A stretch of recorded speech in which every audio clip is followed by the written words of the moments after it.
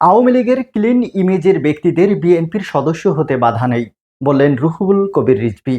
ছাত্র জনতার গণ অভ্যুত্থানের মাধ্যমে ক্ষমতাচ্যুত দল আওয়ামী লীগের ক্লিন ইমেজ তথা পরিচ্ছন্ন ভাবমূর্তির ব্যক্তিদের বিএনপির সদস্য হতে বাধা নেই, এমনটাই জানিয়েছেন বিএনপির সিনিয়র যুগ্ম মহাসচিব রুহুল কবির রিজভী। রাজধানীর নয়াপল্টনে দলের কেন্দ্রীয় কার্যালয়ে এক সংবাদ সম্মেলনে তিনি এসব কথা বলেন।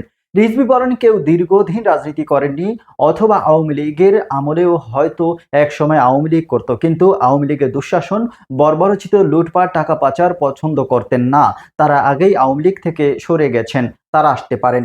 সমাজের সর্বস্তরে মানুষের বিএনপিতে যোগ দিতে পারেন ইঙ্গিত দিয়ে রুহুল কবির রিজভী বলেন, আমরা চাচ্ছি সমাজের যারা ফ্রেশ মানুষ, একদম ভদ্র মানুষ, যারা হয়তো অবসরে গেছেন, তিনি একজন শিক্ষক হতে পারেন, একজন ব্যাংকার হতে পারেন, একজন সরকারি কর্মকর্তা হতে পারেন, একজন এনজিও কর্মকর্তা হতে পারেন, একজন কৃষক শ্রমিকও হতে পারেন।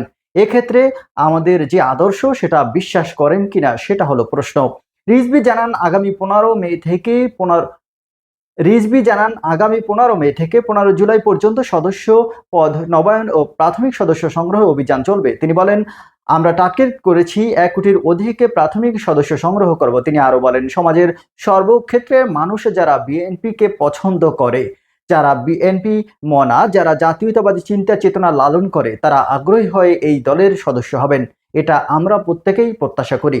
কারণ এখন শেষ হাসিনার কারণ এখন শেখ হাসিনার সেই ভয়ঙ্কর দুঃশাসনের ছোবল নেই। সেক্ষেত্রে অনেকেই এগিয়ে আসবে। বিভিন্ন বিভাগীয় শহরে এটা করে উদ্বোধনী অনুষ্ঠান করার চেষ্টা করা হবে বলে জানান রুহুল কবির রিজভী।